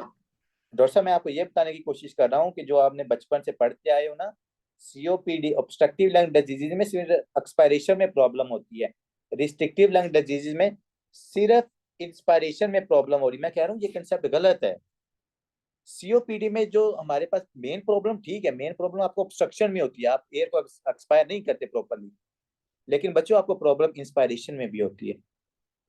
रिस्ट्रिक्टिव के अंदर ज्यादा प्रॉब्लम आपको इंस्पायरेशन के अंदर होती है, लेकिन प्रॉब्लम आपको एक्सपायरेशन में भी उस पेशेंट में होती है। सिंपल से मैं आपको एग्जांपल देता हूँ। देखें आपने क्या करना है, अभी आप बैठे हुए ना, आप करो एयर को ना अपने लंग्स के अंदर इंस्पायर करो, एवरीवन एयर को क्या करो अपने लंग्स के अंदर ना इंस्पायर करो, फोर्सफुल इंस्पायरेशन करो। जैसे इंस्पायर कर लिया आपने, ठीक है, अब इंस्पायरेशन के बाद आपका जो लंग वॉल्यूम है वो क्या हो गया, वो ज्यादा हो गया, वो लंग वॉल्यूम आपका ज्यादा हो गया है। जैसे सीओपीडी वाले पेशेंट का भी लंग वॉल्यूम क्या होता है, ज्यादा होता है। अब आपने क्या करना है, इसी तरह इसी फॉर्म के अंदर रहें, आप ऊपर से इंस्पायरेशन करके दिखाएं जरा, आप ऊपर से जरा इंस्पायरेशन करके दिखाएंगे, you will not be able to do inspiration. बात आप समझ रहे हो? तो जब आपके लंग्स के अंदर एयर ट्रैप होगी बच्चों, तो ऑब्स्ट्रक्शन मतलब कि एक्सपायरेशन में तो प्रॉब्लम आती है पेशेंट को, मेन प्रॉब्लम वही है, लेकिन बच्चों इंस्पायरेशन भी इफेक्ट होती है, क्योंकि आपके लंग्स में ऑलरेडी एयर प्रेजेंट है, वो ऑलरेडी क्या हो चुके हैं, एक्सपैंड हो चुके हैं, आप मजीद उनके अंदर एयर को नहीं लेके जा सकते। इसी तरह एस्थमा वाला पेशेंट अगर आपके पास आएगा ना, जो कि सीओपीडी का पेशेंट है, वो पेशेंट क्या कर रहा होगा, वो ऐसे ऐसे क्या कर रहा होगा, क्योंकि उसके लंग्स के अंदर एयर ट्रैप है, तो वो क्या कर रहा है, वो थोड़ी थोड़ी एयर को ना इंस्पायर कर रहा है। ठीक है, तो ये चीज मैं आगे जाके इंशाल्लाह इसको और भी ज्यादा क्लैरिफाई करूंगा, बट ये चीज सर आपने एक याद। चीज और बताइएगा। जी जी। सर ये ग्राफ 4 से क्यों स्टार्ट हो रहा है, इसको 2 से स्टार्ट होके 8 तक नहीं जाना चाहिए था? जो छोटा किसको? ग्राफ है सीओपीडी में, छोटा ग्राफ जो 4 से स्टार्ट हो रहा है। भाई इसको उसके अंदर एयर ऑलरेडी, भाई मैं ट्रैप है ना एयर, मैं वही तो आपको बार बताने की कोशिश कर रहा हूँ कि भाई आपके लंग्स के अंदर ऑलरेडी एयर ट्रैप होती है। मेरे पास अगर ये देखो ना, नॉर्मल ग्राफ तो 2 से स्टार्ट हो रहा है, ठीक है, जी लेकिन ये 4 से इसलिए स्टार्ट हो रहा है कि इसके लंग्स के अंदर ऑलरेडी एयर ट्रैप होती है, इस वजह से यहाँ से बच्चों ये आपके पास स्टार्ट हो रहा है। ठीक है, अब आते हैं हम इसकी तरफ, रिस्ट्रिक्टिव लंग डिजीज की तरफ। अब रिस्ट्रिक्टिव लंग डिजीज में मेन प्रॉब्लम क्या होती है सर, मेन प्रॉब्लम होती है इंस्पायरेशन। ये देखो इसकी जो इंस्पायरेशन है वो काफी ज्यादा कम होगी ना, तो ये नॉर्मल इंस्पायरेशन है और ये रिस्ट्रिक्टिव लंग डिजीज वाले पेशेंट की इंस्पायरेशन। बट आप नोटिस करो बच्चों, इसकी एक्सपायरेशन भी नॉर्मल नहीं है। मेन प्रॉब्लम इसकी रिस्ट्रिक्टिव लंग वाले पेशेंट की इंस्पायरेशन नहीं ये करता, ठीक है, उसके बड़े सारे रीजन है, आगे जाके पढ़ेंगे। बट इस पेशेंट की जो एक्सपायरेशन वाली एयर है ना वो भी कम होती है। तो चाहे वो सीओपीडी है, मैं जो आपको मेन चीज बताने की कोशिश कर रहा हूँ, चाहे वो सीओपीडी ऑब्स्ट्रक्टिव लंग डिजीजेज हैं, चाहे वो आपके पास रिस्ट्रिक्टिव लंग डिजीज है, ऑब्स्ट्रक्टिव में मेन प्रॉब्लम आपके पास एक्सपायरेशन है, रिस्ट्रिक्टिव में मेन प्रॉब्लम इंस्पायरेशन है, बट दोनों आपके पास जो मैनूवर्स है ना, दोनों इफेक्ट होते हैं। अगर आप रिस्ट्रिक्टिव में देखो ना, तो देख लें आप खुद ही, मैं अपने से तो नहीं बता रहा, ये देखो ऊपर इतनी है ये नॉर्मल एक्सपायरेशन, लेकिन इसमें कितनी हो रही है सर? सिर्फ इतनी, 4 लीटर सिर्फ एक्सपायर हो रही है। तो इसका मतलब ये कि इसकी एक्सपायरेशन भी अफेक्ट हुई है। तो यार जाहिर बात है, जब आप एयर को इंस्पायर ही नहीं करोगे तो आप एक्सपायरेशन कहाँ से ले आओगे? हम तो इतनी एयर को इंस्पायर करते हैं ना जितनी हम, मतलब कि उतनी एयर को एक्सपायर करते हैं जितनी हम इंस्पायर करते हैं। तो जब आप एयर को इंस्पायर ही नहीं करते रिस्ट्रिक्टेड लंग डिजीज में, तो बच्चों आपने एक्सपायर ही क्या करना होता है? तो ये चीज आपने यहाँ पर याद रखनी है, ये ग्राफ आपको यही चीज बता रहे हैं। बाकी ये सारी नॉर्मल वैल्यूज हैं, देख लें। मेन चीज आपको ये FV1 FVC और FV1 और FVC का जो चार्ट है ना, ये आपने याद रखना है बच्चों। COPD के अंदर जो हमारे पास ये FEV1 फोर्स एक्सपायरेटिव इन वन, और इसको हम पल्मोनी फंक्शन टेस्ट कहते हैं। अगर आपने सुना हो ना पल्मोनी फंक्शन टेस्ट क्या होता है, PFT। तो पल्मोनी फंक्शन टेस्ट के अंदर बच्चों हम यही चीजें देखती हैं, FEV1 FVC FEV1 FVC ratio, ये चीज हम देखते हैं। नॉर्मल ये रेशो होती है हमारे पास 80%। नॉर्मल कितनी होती है बच्चों? काइंडली देखिएगा, 80 to 100 ये होती है हमारे पास नॉर्मल रेंज। अब अगर ये 80 से कम हो आपके COPD वाले पेशेंट के अंदर, ऑब्स्ट्रक्टिव लंग डिजीज वाले पेशेंट के अंदर ना, ये 80% से कम होती है। ये हमारे पास FEV1। जो आपके पास रिस्ट्रिक्टिव लंग डिजीज वाला पेशेंट है, इसके अंदर भी कम होती है, लेकिन ऑब्स्ट्रक्टिव वाले में ज्यादा कम होती है, ठीक है। उसके बाद आप देखो FVC यहाँ पर भी कम है, यहाँ पर भी कम है। उसके बाद इसकी जो रेशियो वो 80% से कम है, लेकिन अगर यहाँ पर आप देखो ना, तो इसकी रेशियो आपकी ज्यादा है। इसकी रेशियो हमारे पास क्या आ रही है यहाँ पर, FEV1 FVC की रेशियो जो रिस्ट्रिक्टिव में होती है ना, ये ज्यादा थी। ये आगे जाके सारी आपको रीजन बताऊंगा। फिलहाल आपने ये थोड़ा सा जो वॉल्यूम्स है इनको याद रख लेना, ठीक है। बाकी आपने ये सारे वॉल्यूम अपने खुद ही याद करने हैं कि रेजिडुअल वॉल्यूम ऑब्स्ट्रक्टिव में कैसे इफेक्ट है, रिस्ट्रिक्टिव में कैसे, ये इनको आप एक दफा रीड कर लो, आपको समझ आ जाएगी, ठीक है। तो मेन चीज हमारे पास ये वाला चार्ट था, जो कल से हमने इसको स्टडी करना शुरू करना है। अभी कल से ऑब्स्ट्रक्टिव स्टार्ट करूंगा, एक एक डिजीज के अंदर मैं आपको बार बार ये चार्ट पढ़ाऊंगा। तो ये था बच्चों आज का हमारा टॉपिक। आई होप सो कि आप लोगों को इसकी समझ आई होगी। मेडिएस्टिनम, आई होप सो सर्जरी का जो सबसे इंपॉर्टेंट टॉपिक है वो क्लियर है। मेडिएस्टिनल मैसिस, मेडिएस्टिनाइटिस एंड नीमोमेडिएस्टिनम आज आपका क्लियर है, ठीक है जी। If you have any question you can ask. See you in next lecture. Okay, अल्लाह हाफिज।